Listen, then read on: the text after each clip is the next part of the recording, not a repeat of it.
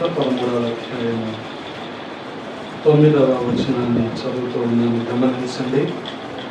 అది ఫలించినా సరే లేని ఎడల నరికి వేయమని అతనితో చెప్పాను. ప్రార్థన. మహాగణుడా, మహోన్నతుడా, సర్వశక్తి కలిగిన ప్రభువా, ఉదయకాల సమయంలో మిమ్మల్ని సమీపించడానికి మీరు చూపిన కృపను బట్టి స్తోత్రాలు. ఈ మాటలు ధ్యానము చేయటానికి నాయన మీరు సహాయము చేయండి. మా అందరితో పేరు పేరున ముచ్చటించండి. మీ లేఖనాల నుంచి ప్రభా మాతో మాట్లాడి మమ్మల్ని సరిచేయండి. మీకు యోగ్యులుగా మేము ఉండలాగిన సహాయము చేయమని మీకే మహిమలు ఆరోపిస్తూ యేసయ్య పరిశుద్ధ నామములో అడిగి వేడుకుంటున్నాము పరమ తండ్రి, ఆమేన్. దేవునికి స్తోత్రం. హల్లెలూయా. ప్రభునందు ప్రియ సహోదరి సహోదరులారా, యేసుక్రీస్తు ప్రభు వారు చెప్పిన ఈ ఉపమానము దాదాపుగా అనేక సందర్భాలలో మనం వినే ఉంటాం. అయినప్పటికీ ఇందులో ఉంటున్న మూలార్థము ఫలింపు. ఫలింపును గురించిన కొన్ని సంగతులు మనం తలపోసుకోవడానికి ప్రయత్నం చేద్దాం. వాస్తవంగా ఒక మామిడి చెట్టు ఉందంటే దాని నుంచి మామిడి పండు రావాలి. అలాగే ఒక అరటి చెట్టు ఉంటే అరటి పండు రావాలి. తగిన కాలంలో అది తగిన రీతిగా ఫలించకపోతే ఖచ్చితంగా వ్యవసాయదారునికి అది బాధనే మిగులుస్తుంది. అందుకనే గమనించండి, మనం కూడా అదే రీతిగా సృష్టికర్త అయిన దేవుడు మనల్ని సృష్టించిన విధానాన్ని బట్టి, మనల్ని రూపొందించుకున్న విధానాన్ని బట్టి మనము కూడా ఫలింపులోకి రావాలి. మనం ఏ ఫలాలనైతే ఫలించాలని ఆయన ఆశిస్తూ ఉన్నాడో ఆ ఫలాలు మనలో కనిపించాలి. ఆ సంపూర్ణమైన మార్పులు మనలో కనిపించాలి. దాన్ని బట్టే ప్రభువు సంతోషిస్తాడు. లేకపోతే ఆయనకి అది తీరని బాధే. అందుకనే గమనించండి, యోహాను సువార్తలో రాయబడి ఉంటారు కదా, ఆయన ఆత్మయ్య ఉన్నాడు కాబట్టి ఆయన ఆరాధించేవారు ఏ రీతిగా ఆరాధించాలి? ఆత్మతోనూ సత్యముతోనూ ఆరాధించాలి అన్నది ఎంత సత్యమో అలాగే మనము కూడా ఆత్మీయంగా ఫలించాలి అనేది అంతే నగ్న సత్యం. ఆత్మీయంగా మనం ఫలించాలి. వాస్తవానికి ఫలింపుకు మనిషి ఇచ్చిన నిర్వచనం ఏంటి? వస్తు వాహన సంపద కదా. పక్క వారిని చూసి వారిలాగా ఉండాలి అని కదా. గాంధీ గారు కూడా తల్లిదండ్రులు లేరు గాంధీ గారికి. అన్నా వదిలిలో సంపాదించి 4 రోజులు ఓడలో ప్రయాణం చేయించి లండన్ పంపిస్తే మనోడు అక్కడ సోటు, కోటు, హ్యాటు, బూటు అన్నీ వేసుకొని అడవులు చేసేడుకుంటున్నాడు. కానీ ఒక 6 నెలల తర్వాత అనిపించిందంట అతను, గాంధీ గారికి అనిపించింది, దీనికోసం అన్నా వదిలిలో ఎంత కష్టపడి డబ్బులు పంపిస్తున్నారు, నేనేమో ఇక్కడ తెల్లని సంతోష పెట్టాలని వాళ్ళలాగా ఉండటానికి నేను ఎన్ని చేస్తున్నాను, ఒక మనిషికి ఎంత అవసరమా అనిపించిందంట. అందుకని అంతకుముందు వరకు కూడా గుర్ర బగ్గీలు వెళ్ళేవాడు, ఇప్పుడు కాలేజీకి నడుచుకుంటూ వెళ్తాం మొదలెట్టాడు.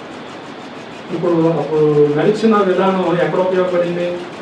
ఇక్కడికి వచ్చాక స్వాతంత్ర సంగ్రామంలో పాల్గొనడానికి గమనించాలి.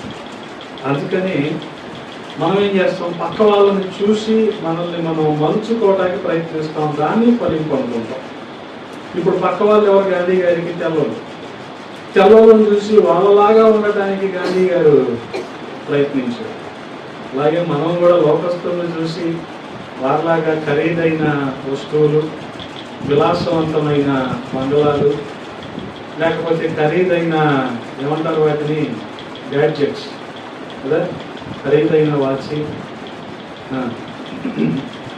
ఒకప్పుడు కట్నాలు తెచ్చేవాళ్ళు కదా వాచీలు, ఉంగరాలు, ఎవరికాడే కొనుక్కుంటున్నారు. ఒకటికి 10 వాచీలు.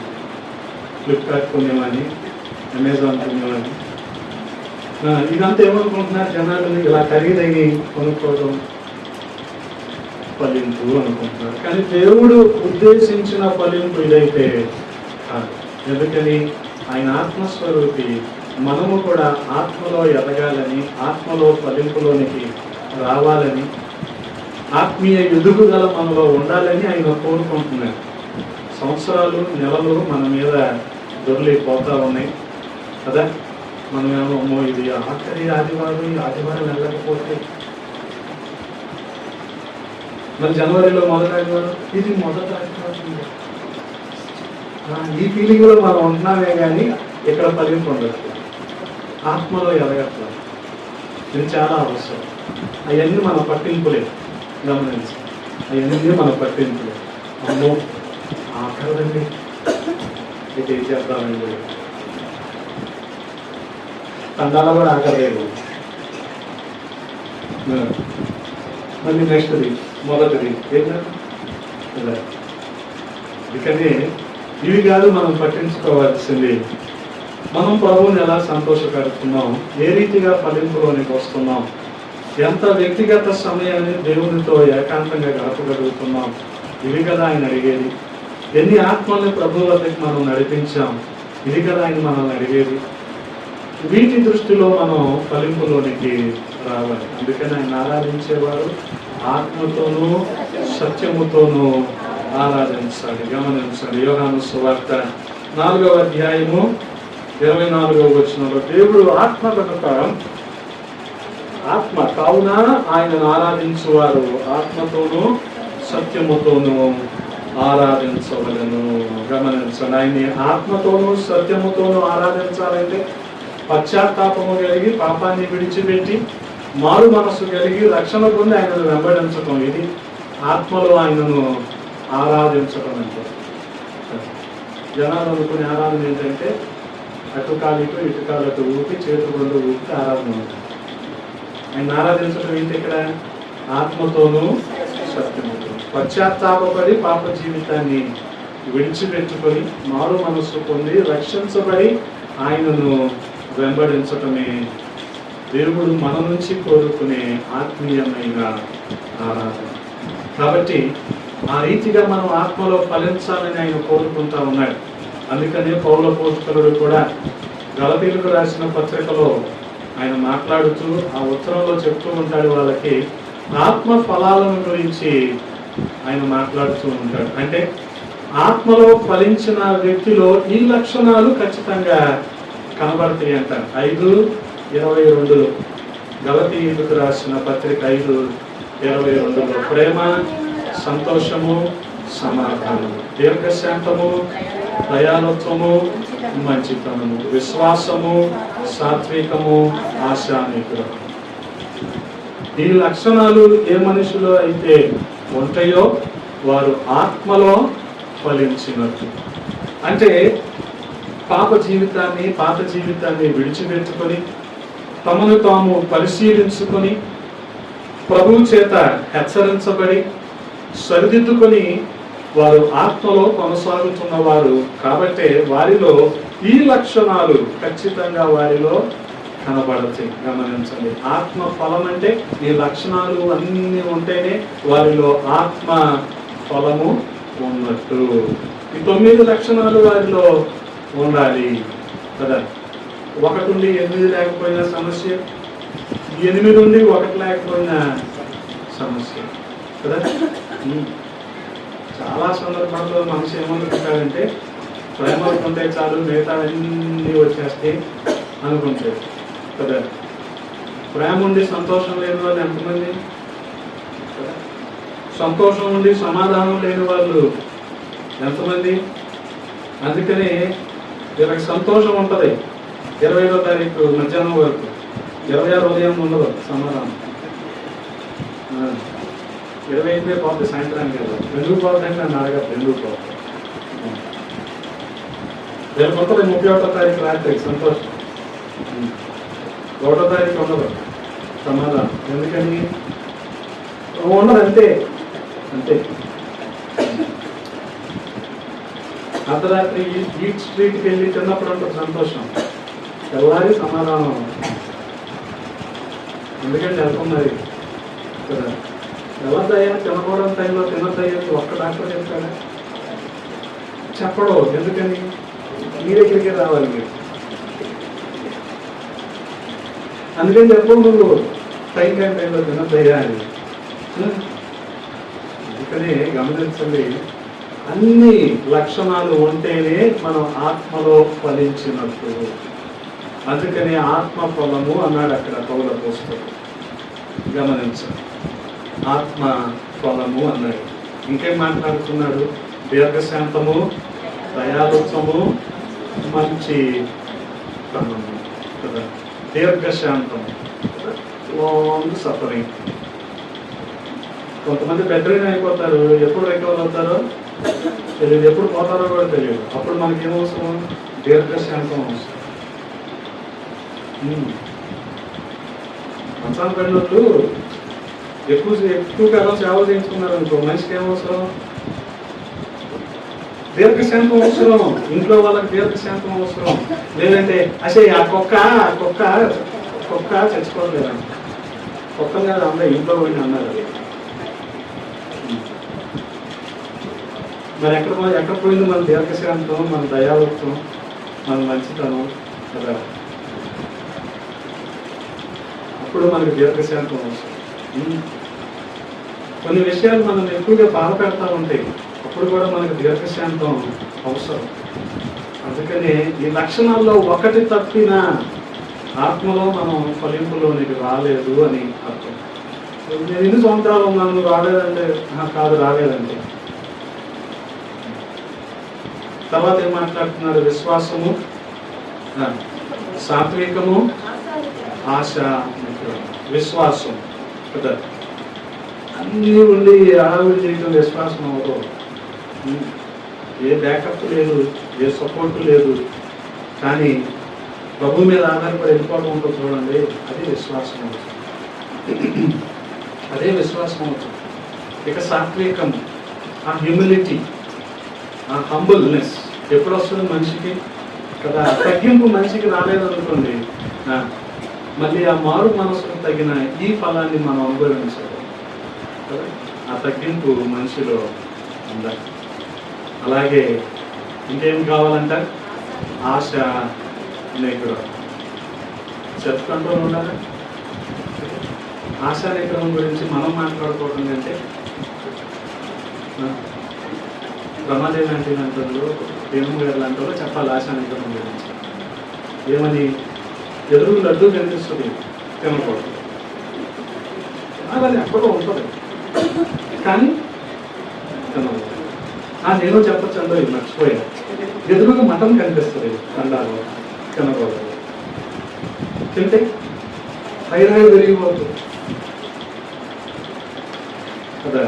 ఇదే ఆశా నిగ్రహం అంటే, దీన్ని కంట్రోల్ చేసుకోవడం కదా. అనుకోవడం మాటలో వచ్చేస్తుంది, కానీ అనుకోవడంలో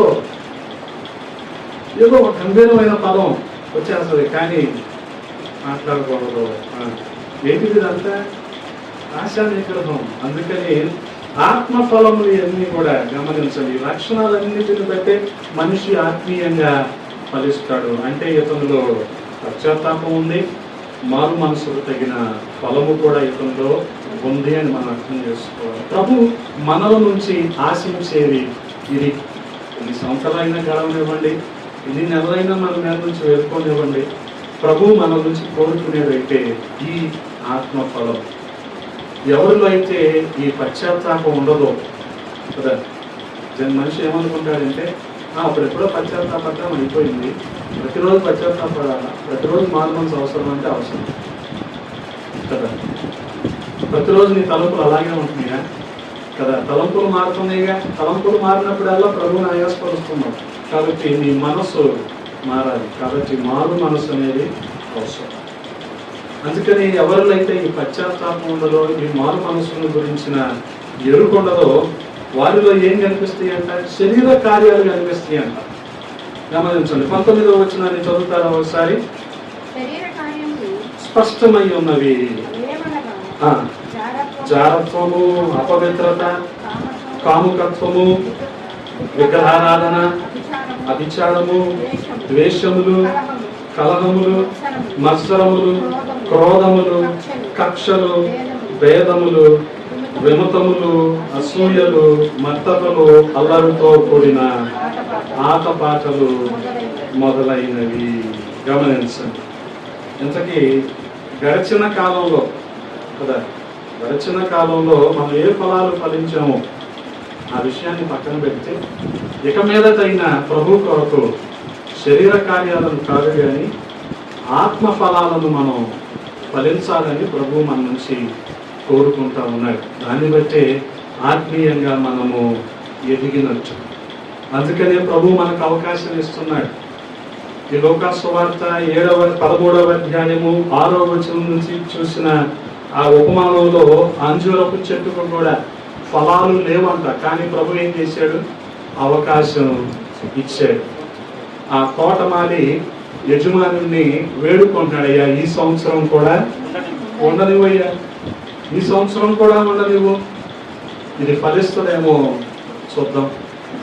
అందుకనే ఫలింపు లేకపోయినా ప్రభు మనల్ని ఇంకా సజీవుల లెక్కలో ఉంచాడు, ఫలిస్తామేమో అని.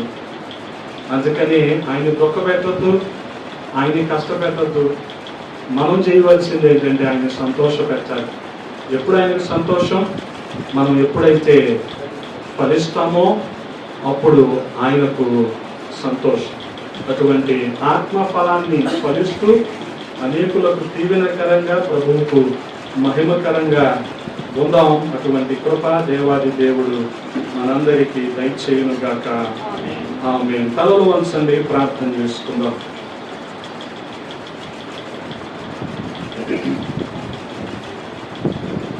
పరిశుద్ధుడా, ప్రేమ కలిగిన తండ్రి, ఉదయకాల సమయంలో కొద్ది మాటలు ధ్యానించడానికి నాయన మీరు కృపను చూపించారు. ఏళ్ళు గడుస్తూ ఉన్నా మాకు మీరు నాయన దీర్ఘాయును దయచేశారు. మేము ఫలించాలని మీరు ఆశిస్తూ ఉన్నారు తండ్రి. మీ చిత్తానుసారమైన ఫలం, ఆత్మ ఫలము మేము ఫలించలాగిన సహాయం వచ్చింది. ప్రతి ఒక్కరి పట్ల మీ కృపను చూపించాలి. ఉన్న మాటలు మా హృదయంలో భద్రపరచునని, నీరు కట్టి ఫలింప చేయమని యేసయ్య పరిశుద్ధ నామములో అడిగి వేడుకుంటున్నాము పరమ తండ్రి. ఆమేన్.